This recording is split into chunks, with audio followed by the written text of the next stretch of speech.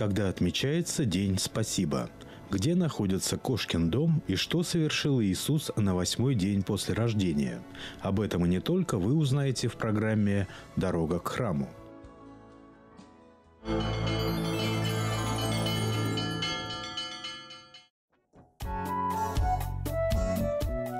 11 января во всем мире отмечают интересный и светлый праздник – День Спасибо. Слова благодарности имеют волшебную силу, так как люди с их помощью передают друг другу положительные эмоции, радость, свое внимание. Поэтому психологи рекомендуют как можно чаще произносить от чистого сердца выражение благодарности с улыбкой на устах.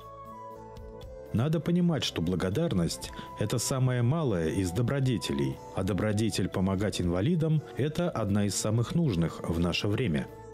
Количество инвалидов является лакмусовой бумажкой, барометром, что ли. Чем больше инвалидов, тем больнее общество. Вот. И чем меньше инвалидов, тем меньше в нем пороков, меньше различных каких-то греховных вещей. Вот. Общество становится, если оно тратит свои силы, внимание, деньги, ресурсы на инвалидов, то оно становится сострадательнее, любовнее, чище, милосерднее. Из него ходят пороки. Но это очевидная вещь, да? Поэтому это трудный путь исцеления общества. Но если общество его игнорирует, этот путь исцеления, оно начинает деградировать и болеть. Все больше инвалидов становится в этом обществе. Исходя из этих слов, получается, что у инвалидов своя миссия. Нести это оздоровительное какое-то такое позитивное, оздоровительное действие в общество, учить общество тому, что и Господь нам заповедал. Так ведь? Все то, что замешано на любви, все то, что построено на любви, оно долговечно, оно созидательно, оно гармонизирует все и наоборот. Мы должны понимать, что инвалиды – это то, что Господом дано человеческому роду для его исцеления. На протяжении многих лет политика в отношении инвалидов менялась. Она прошла путь от обычного ухода за инвалидами в соответствующих учреждениях до получения образования и реабилитации лиц. Созданы организации инвалидов, их семей и сторонников, которые выступают за улучшение условий жизни. Кроме того, существуют специальные центры, которые помогают инвалидам найти работу, привлекают их к участию в различных мероприятиях, стимулируют к получению образования.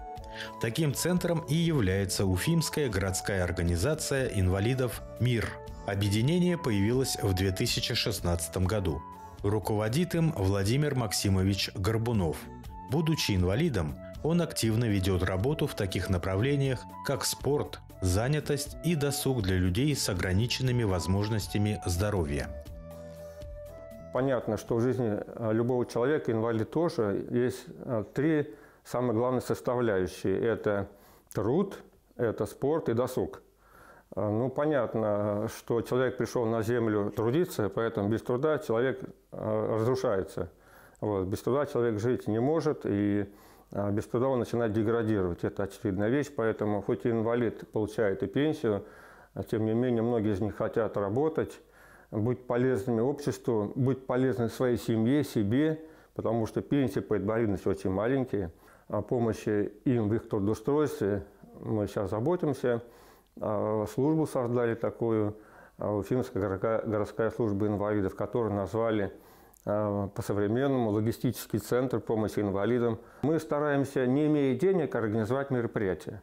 И это нам, слава богу, удается, потому что власти тоже понимают, что отворачиваться нельзя, что надо немощным категориям помогать. И они даже иногда и с удовольствием, могу так сказать, помогают нам в организации. То есть за счет выстраивания этих логистических цепочек, не имея денег, мы организуем различные спортивные мероприятия, культурные мероприятия и помощь инвалидам в их трудоустройстве. Организовали 2 сайта, на которых есть реестры, если кому это будет интересно. Там реестр вакансий, это предложения работодателей. У нас большая работа в этом ведется сейчас. И реестр резюме, то есть предложений самих инвалидов для работодателя, что я могу. 2 часа, 1 день в неделю и так далее. Каждый дает свои условия. Нам, простым обывателям, с вроде бы неограниченными возможностями, сложно даже представить себе, как живут те, у кого эти самые возможности ограничены. Мы проводим много спортивных мероприятий, потому что не хочется сдаваться, хочется жизнь инвалида все-таки наполнять, вот, и в данном случае, спортивным содержанием. Какие мы мероприятия проводим? Различные. Как правило, в одном спортивном мероприятии сразу 5, 6, 7, 8 видов спорта. Для чего? Для того, чтобы как можно больше инвалидов могли поучаствовать. Ну, например, кто-то совсем плохо передвигается, может шашки играть. Одна история. Кто-то в дартс может играть, кто-то гирю поднимать, кто-то штангу, кто-то волейбол сидя, кто-то плавание, кто-то настольный теннис, вот, армрестлинг, борьба на руках, фигурное вождение на колясках, бег. То есть, вот, ну, в общем-то, в зависимости от того, какая у нас спортивная площадка, мы от этого исходим. И от этого уже виды спорта вот, на этой спортивной площадке проводим. Кто спортом занимался, знает, какая это радость вот, от движения, от мяча, от того же, от этой гири и так далее.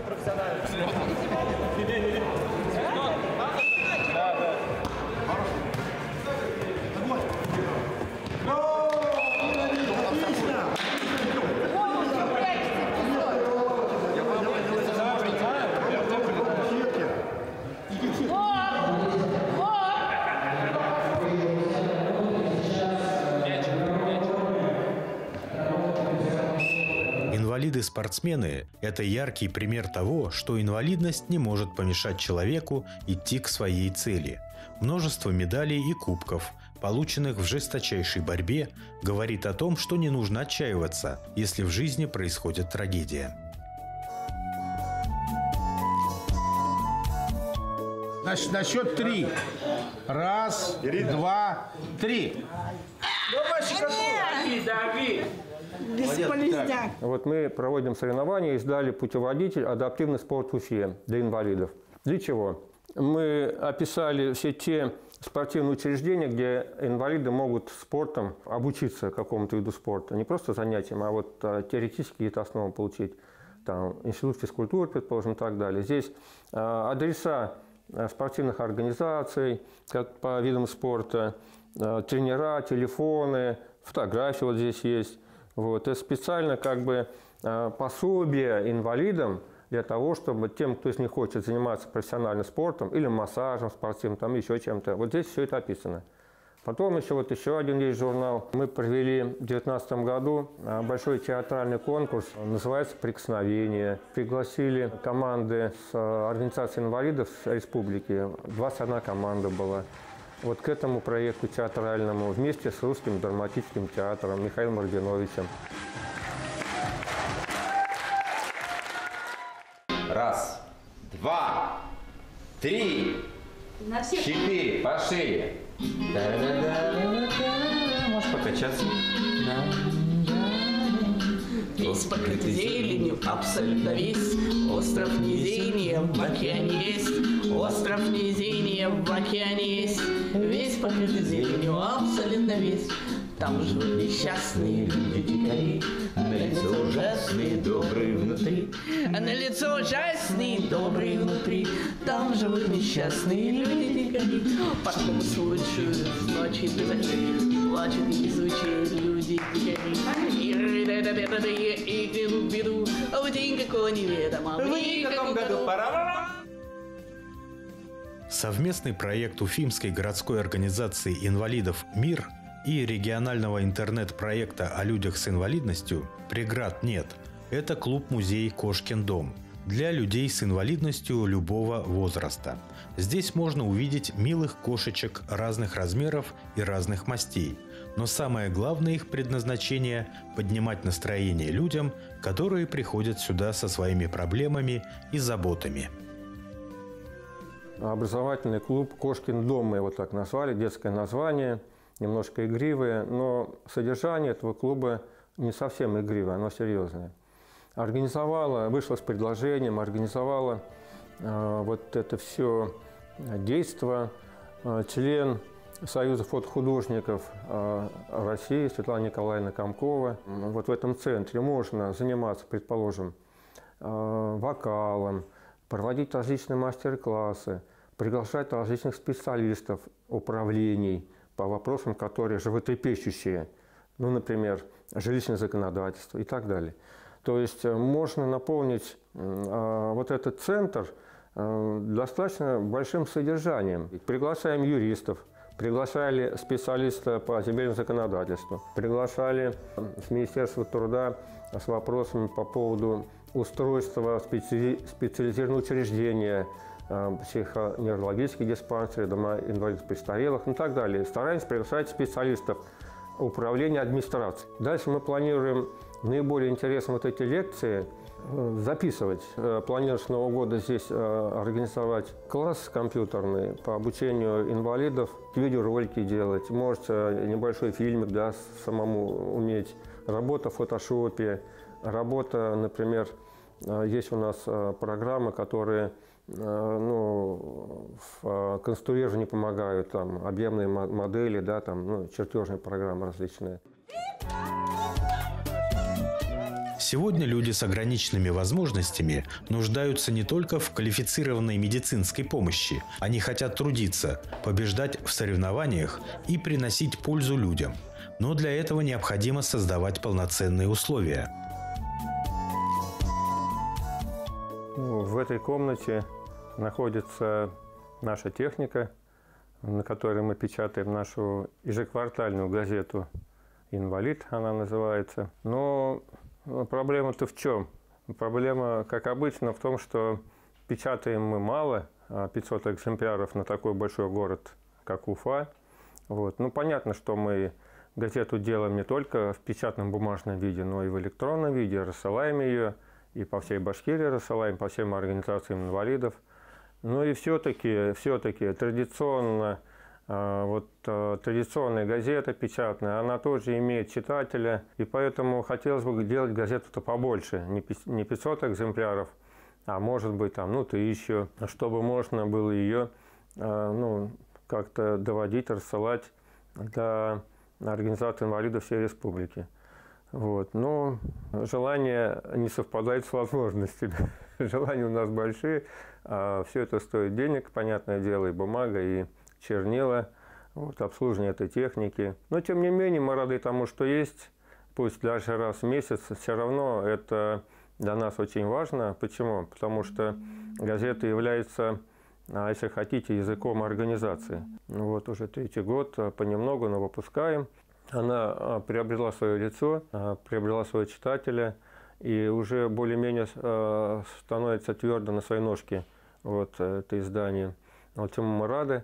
Хотелось бы делать, конечно, ее в цвете. И, кстати, техника у нас такая для цвета есть. Но опять-таки все опирается в финансовую составляющую, цветную газету делать. Дело в том, что с нашей точки зрения газета является в электронном виде, в бумажном виде, является языком организации. Когда ты можешь поместить в газету тот материал, который сочтешь нужным, который будет формировать в чем-то и политику организации. Это очень важно, и поэтому, понимая это, мы газету свою стараемся доводить не только до рядового читателя, до инвалидов организации, но и до администраций, чтобы они тоже видели, что происходит в нашей среде, какие мероприятия мы проводим, какие вопросы на повестке дня у нас стоят. И эту газету мы также отправляем и в Министерство труда, и в фонды различные, и организации, которые работают с детьми-инвалидами, и по администрациям города развозим. То есть, это рупор, это язык нашей организации. Благотворительные фонды и общественные организации, оказывающие посильную помощь инвалидам, несмотря на все проблемы и кризисы, существовали и продолжают существовать. В этом помещении у нас находится творческая мастерская «Свет». Здесь наши девушки делают заготовки такие куколок. А потом на мероприятиях, которые проводятся, раздают желающим, детям с родителями, по 2 штучки с условиями, что одну куколку нарядят и вернут в организацию, а другую куколку нарядят и оставят себе. Вот. Вот таким образом и коллекция пополняется наших игрушек, с одной стороны, а с другой стороны дети начинают заниматься тем, чем раньше всегда занимались на Руси, изготовлением куколок. А наша традиционная игрушка, она все-таки богатая, она же перекликается с нашей душой, да? Вот, с русской душой, с русским сказом. Вот, 33 богатыря, например, да? И ляньки цветочек. Ну это же чудо. И слово чудо, и куколки чудо.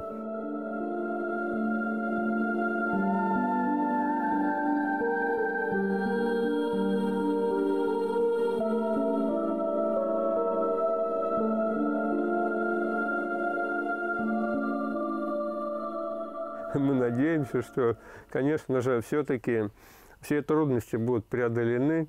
Вот, любое благое дело все-таки оно должно, наверное, процвесть, вот, принести плод свой. Вот, я верю, что Господь поможет. В любом благом деле всегда так бывает. Трудности есть, но все преодолевается, а потом уже вот, идет движение вперед.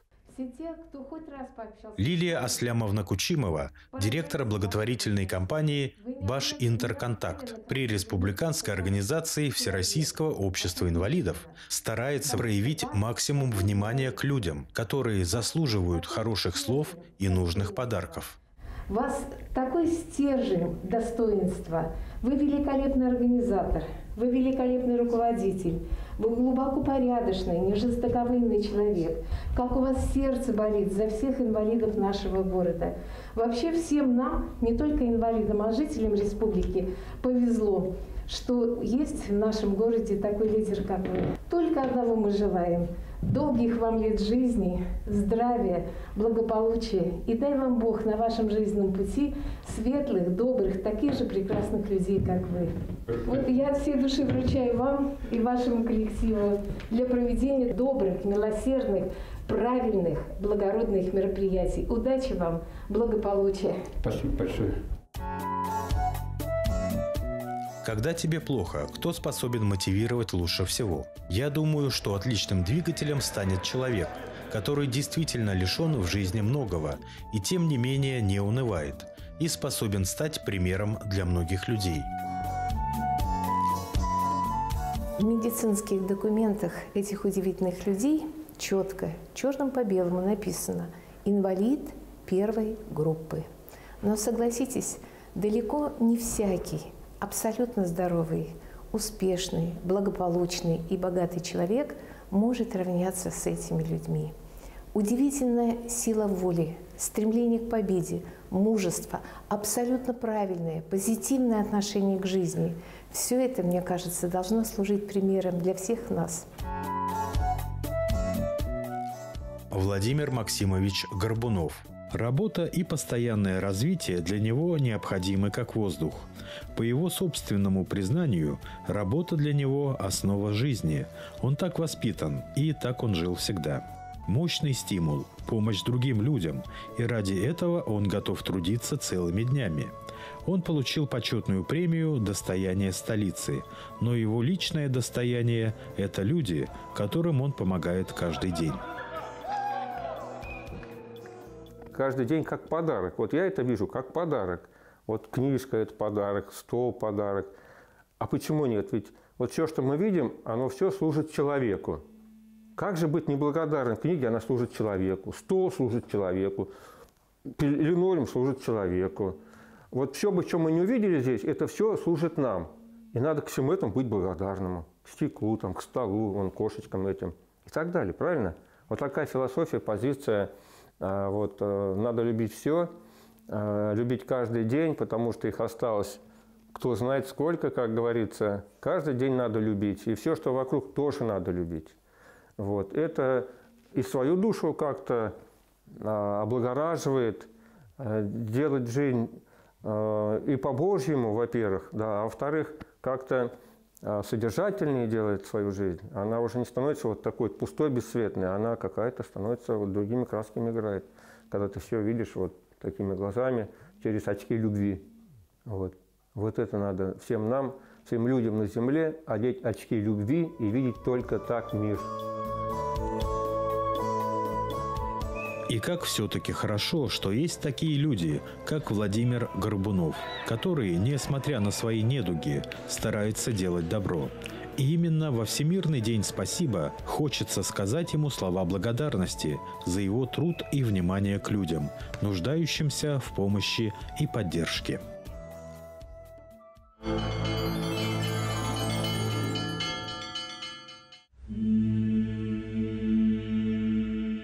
14 января Православная Церковь торжественно отмечает праздник Обрезания Господня.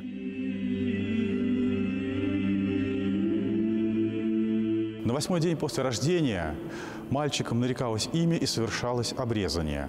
Основанием для установления этого ветхозаветного события является указание книги Второзакония, где говорится о том, что каждый мужчина богоизбранного израильского народа должен быть обрезан. В древности это совершалось, может быть, не столько по религиозным причинам, сколько по гигиеническим, медицинским.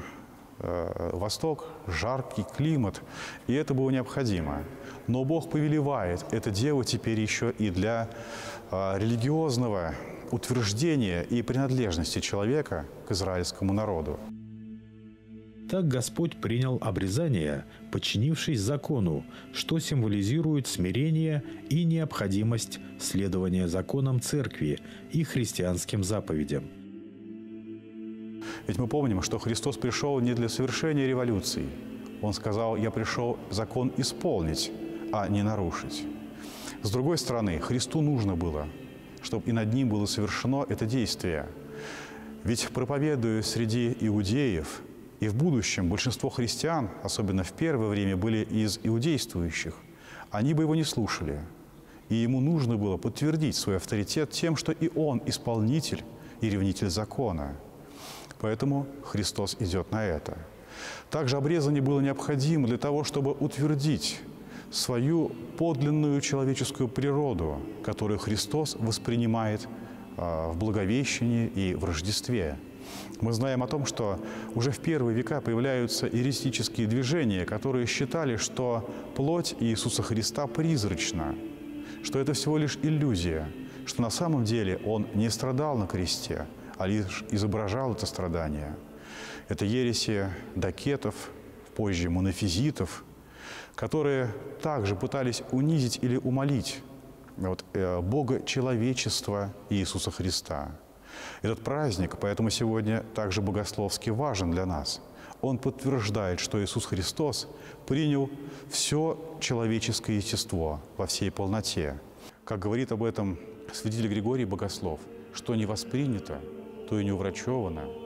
Поэтому еще раз скажем, что Христос принимает, соединяет с собой всю человеческую природу, Его дух, душу и тело, как видно из этого события, из этого праздника.